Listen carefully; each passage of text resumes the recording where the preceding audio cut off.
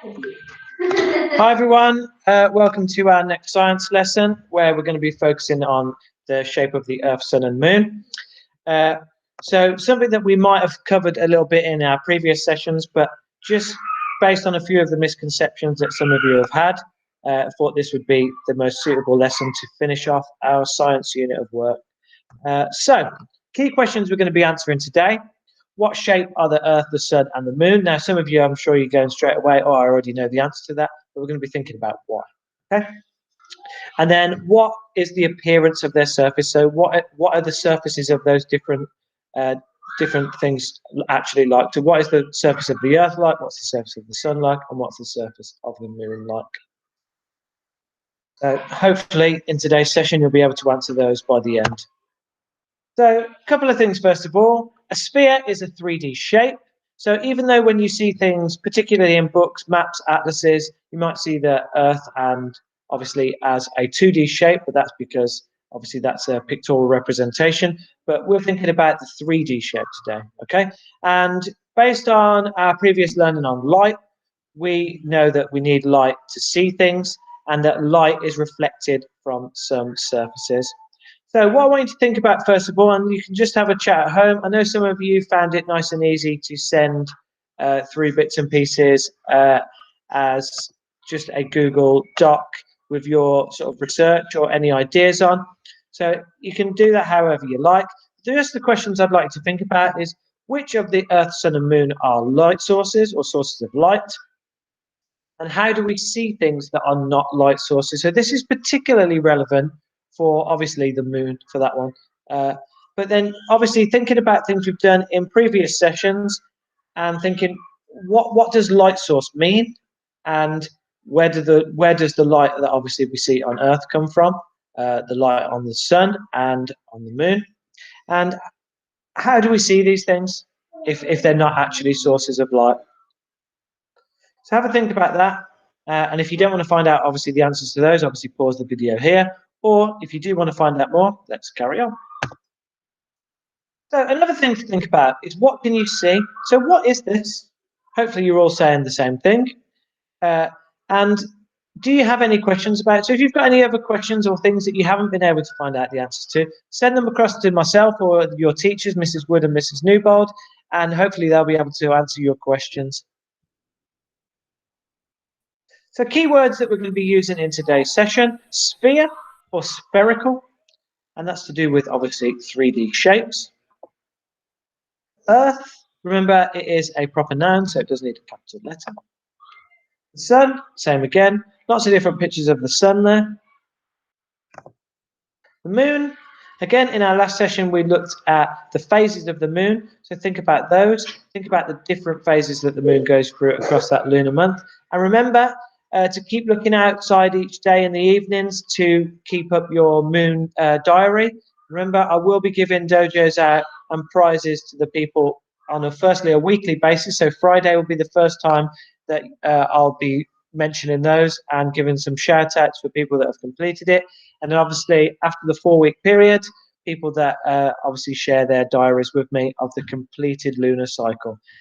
So that was a sheet that was shared on the Google Classroom last week. So if you couldn't find it, I will post a link for that in the task later on. Satellite. Now remember as well, we talked about these when you were doing your work on in your topic work earlier in the week.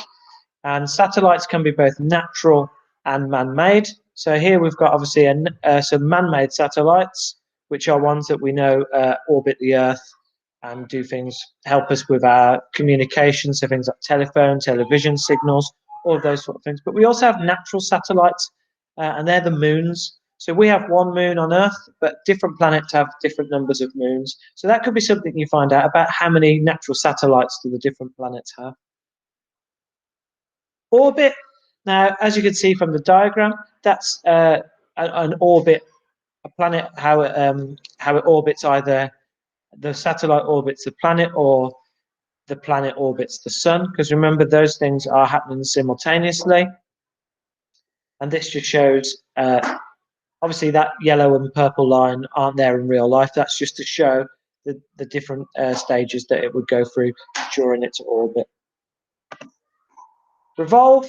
Now remember we talked about these words in last week's session. So we had revolve and rotate. So actually on to today. So is the Earth a sphere? So on here as well, you've got a video clip. So this will give you further information. And again, I will share that with you separately in the information for the task. And that will just give you some extra help about answering that question. And what you could do for that is you could create a little bit of a fact file, just jot down a few facts and then obviously send them over to your teachers. So the Earth is around 3.5 times the diameter of the Moon. So you can see them represented here. So the Earth is significantly bigger than the Moon. You might not think that looking up at it, because you might think, well, it's the same size as the Sun. Then that's all to do with the distance. So the Sun is approximately 100 times the diameter of the Earth. So that just puts it into perspective. We know obviously the size of the Earth because we live on it. So the Sun is approximately 100 times that. All right. And then obviously, because we're bigger than the Moon, the Sun is around 350 times the diameter of the Moon. So 350 times bigger than the Moon. So again, you can see those relative sizes. And obviously, if you were to draw that as a diagram, and we've done that in school as well, the Sun is the center of our solar system with the Earth orbiting that. And then the Moon is obviously orbiting the Earth at the same time. So previously we asked you to create some models. I think that was in one of the first science sessions that we did, and you created an Earth, Sun and Moon model. And with that model, you should have seen that obviously the Sun was the biggest. Then we had the Earth followed by the Moon, and they also, if you made it, rotated around one another. But what we've got here is a different model. So this is a model, a very basic model. A bit like what you'd see hanging above a baby's cot. And this obviously is to represent the Earth, the Sun and the Moon. But what I want to know is it accurate? So is that an accurate representation? Have a think about, firstly, why it might be accurate. So you might be thinking at home, oh, the sizes are the same. But also have a think about the orbits, and also have a think about distances. So think about, are those distances relative? So just have a think, and you could do this in a Venn diagram or a table, and just talk about, do you think it's accurate? Do you think that this is a proper representation of the Earth, Sun and Moon? And again, we'd love to see those, so make sure you send them over to us. So, bit of further information and stuff that we have talked about in previous sessions. It takes the Earth just over 365 days to orbit the Sun. We actually found out that it was 365.25 days. And again, that links to the leap year every 4 years. So we have 365 days, 3 years in a row. And then that fourth year, we have 366. And that accounts for those quarter days. And that's what we call a leap year. And again, some of you sent your findings and information about that, and you told me that that was in February, which usually means we get an extra day there, the 29th of February. It might be interesting. What happens if people are born on the 29th of February? So that might be something for you to research this time around. So what happens if your birthday is on the 29th of February and you're born in a leap year? What happens the following year? Also, it takes the Moon 660 hours to orbit the Earth. So again, in last week's work, you learned all about the lunar cycle. And you created or started to create your lunar diaries. So please make sure you do keep those up to date. And as I said previously, make sure you send them over to us and we can give out some prizes for those. And then it takes the Earth 24 hours to rotate on its axis. That's what we call a day. Remember, the Earth rotates once a day, and then it orbits the Sun once a year. Okay? So those are the key things to take into account. And then there's 660 hours, which is about 29.5 days to obviously orbit the Earth. So, a few checkpoint questions now. So I'm going to pose some questions to you. They'll all have a multiple choice answer. You just need to write down your answers A, B, C, or D, and then we'll go. Then we'll mark them. So obviously, once you've had a go at answering them, make sure you pause after the last question before you see the answers, and then we'll obviously go through them. So the first checkpoint question is about how long does it take the Moon to orbit the Earth? Is it approximately 28 days, 2 weeks, 5 days, or D, it doesn't, the Earth orbits the Moon? Have a think about that and just answer A, B, C, or D, and then move on to the next question. The next question is, how many natural satellites does the Earth have? So think about, we talked about this earlier on in this presentation, so if you can't remember, just go back. Is it A1, B5, C3, or D7? And remember, they're natural satellites. So remember that that's really important for that question. Third question. Which of the following is our solar system's only natural light source? The sun, the moon, the earth, or light bulbs? So hopefully you've had a bit of a light bulb moment there and worked the answer to that one out. Next question. The sun is closer to the earth than the moon is. Is that A, true, or B, false? Next question. How long does it take the earth to travel once around the sun? Is it A, 1 month, B, 365 days, C, 24 hours, or D, a long time? So hopefully you got all of those correct. So the answer to, and if you haven't clicked already or you haven't seen already, the answer to question 1 is A. Question 2 is A. Question 3 is A. Question 4, for a bit of a change, is B. And question 5 is also B. Okay, massive well done if you got those correct. Please make sure you do share your answers to those questions with your teachers, because again, it is great to see how you found the first part of the slides and videos, obviously before you've answered those questions. So onto your independent tasks, the things that we want you to do either at home or in school, depending on where you are. So what we'd like you to do is we'd like you to write a description of the sun, earth, and moon using adjectives. So bring it in your English skills here. And what we'd really like is for you to be as creative as possible with that. So obviously, don't just go onto Google, copy and paste a description of the sun, because obviously we can see that that's what that is. Have a read about it. So find out using some of the links that we've provided, watching some of the YouTube video links that we've also shared, and just have a think about how you could describe those different things. Think about the surfaces. Think about those senses that we use when we write in our English work. So what can you see? What can you hear? What can you smell, taste, touch? So think about all of those things, and then obviously bringing in a range of different adjectives in your descriptions as well. And again, make sure you share those with us, because we do love to see everything that you produce. Once you've done those, we have got some probing questions, so some thinking questions. The first one is a convince me, and it is convince me that the Earth is spherical. So you need to explain with reference to axis rotation. So think about those key words again. Horizontal views and images from space. So think about, obviously, when we look at pictures or images of the Earth, obviously, usually we're looking at them in 2D. Can you, and again, you could use videos to help you explain this. You could use some bits or clips from the internet, depending on what you can find. But just try to explain and convince me that the Earth is spherical. Next question, what's the same, what's different? So again, I know some of you like to draw a table with this, one that's labeled similarities, the others that's labeled differences. And I'd like you to find out what's the same and what's different about the sun and the moon. Okay, so think about what we discussed earlier in the slide. There are some great videos for this as well on YouTube, as well as any other video sharing sites. Could be research you've done on the internet or any books you might have at home. Again, we have shared some links with you that can help to answer these questions, but just coming up with as many similarities and differences about the sun and moon as you can. Next question, and a bit of an investigation, trying to find some things out. So here we've got two very, very famous scientists who lived quite a long time ago. And it says, Dr. Spartacus believes that Aristotle and Galileo had the same beliefs about the Earth. Is he correct? So what you're going to have to find out here, first of all, is what did Aristotle and what did Galileo think about the Earth? What were their beliefs?